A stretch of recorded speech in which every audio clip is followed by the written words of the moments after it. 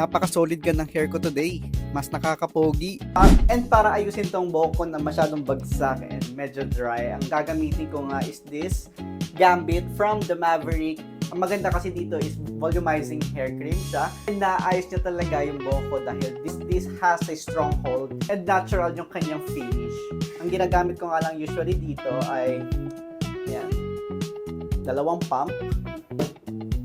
Spread it, then yung ganun lang nakadami ay saktong-sakto na sa aking hair.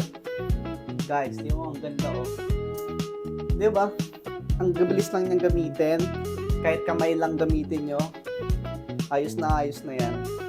Ano naman? Di ba? Ang ganda.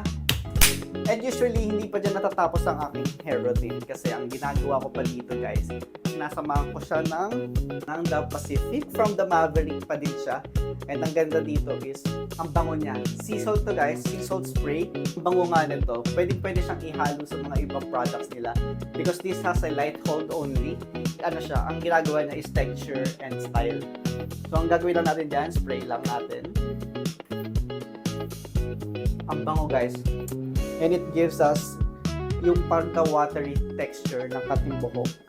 Kaya naman, nagiging wet look yung itsura ko kapag ito ang ginagamit natin.